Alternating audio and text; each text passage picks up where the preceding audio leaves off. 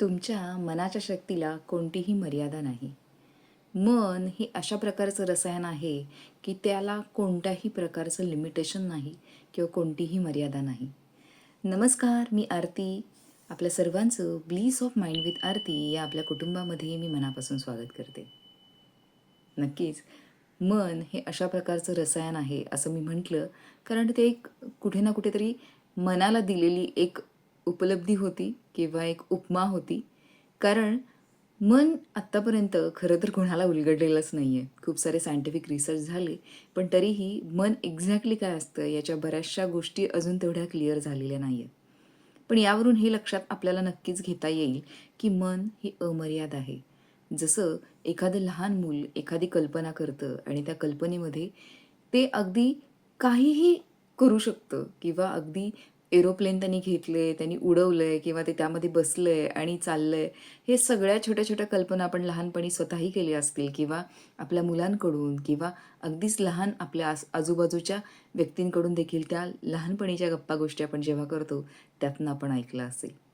So कल्पनेला मर्यादा नाही, म्हणजेच आपल्या मनात येणाऱ्या विचारांना मर्यादा नाही आहे.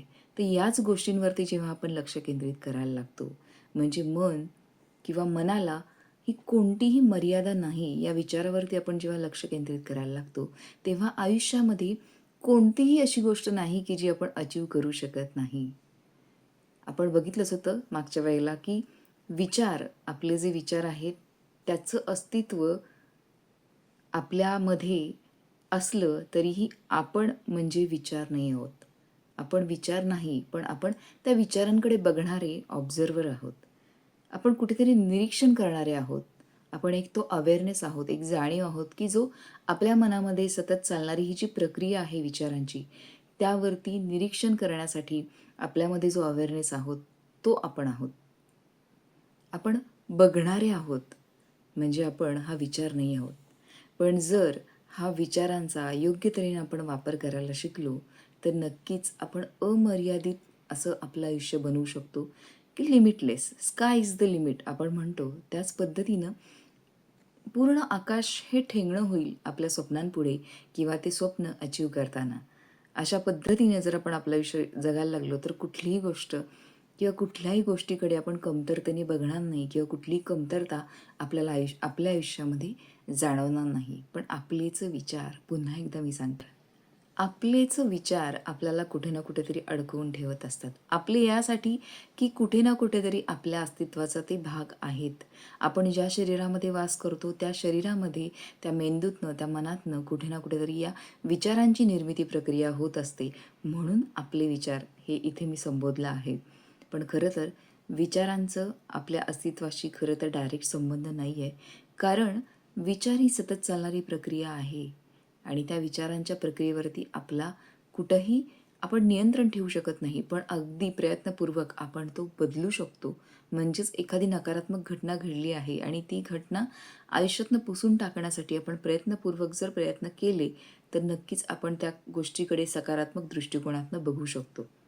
म्हणजेच की आपला हा जो विचार आहे, तो सातत्याने जरी आपल्या आयुष्यामध्ये दिवस-रात्र, दिवस जसा येतोय, दिवसागणिक, दिवसेंदिवस जरीही सततची प्रक्रिया चालू असली, तरीही हा विचार जो आहे, तो विचार आपण आपल्या मनामध्ये चांगल्या पद्धतीने रुजवू शकतो.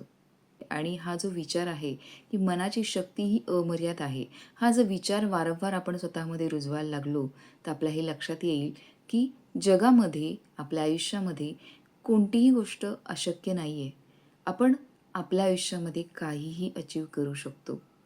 आणि कुठेतरी याचाच आपल्याला विसर पडतो. विसर पडत नाही, पण जे म्हणतो ना, की एखादी गोष्ट चांगल्या पद्धतीनं आपल्याला वापरता यायला पाहिजे, तीच गोष्ट रिव्हर्स पद्धतीनं किंवा चुकीच्या किंवा विरुद्ध पद्धतीनं आपण आपल्या आयुष्यामध्ये वापरत असतो किंवा ॲप्लाय करत असतो. आपलं मन हे अमर्यादित आहे.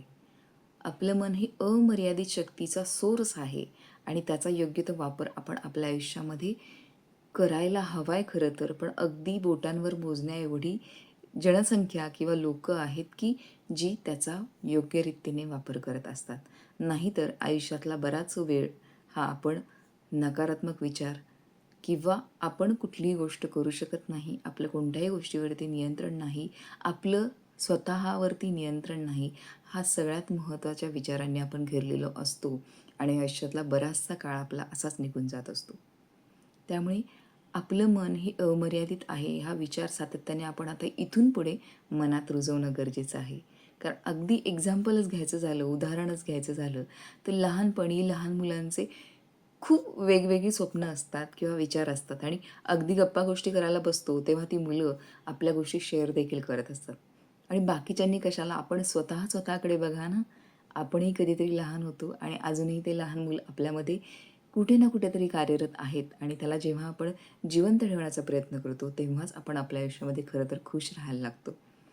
पण जेव्हा आपण बाहेरच्या घडणाऱ्या गोष्टींचा विचार करून आपल्या आतलं हे लहान बाळ कुठेतरी मागे सोडून देतो किंवा त्याचा हात पकडणं सोडून देतो, तेव्हा नक्कीच आपण निराशेच्या गर्केत स्वतःला ओढून घेतलेलं असतं. म्हणून पुन्हा एकदा या गोष्टीवरती विचार करण्याची गरज आहे, की अमर्याद जी क्षमता आहे मनाची, जशी लहानपणी आपण वापरायचो, प्रचंड किती सुंदर सुंदर आणि मोठी मोठी स्वप्न बघायचो, ती आपण आत्ताही बघू शकतो. कारण तेव्हा जर आपलं मन काही विचार करू शकत होतं, सुंदर सुंदर कल्पना करू शकत होतं, मांडू शकत होतं, तर नक्कीच ते आत्ताही करू शकतं आणि आत्ताही त्या संकल्पना, कल्पना, आपले गोल्स ते अचीव्ह करू शकतं.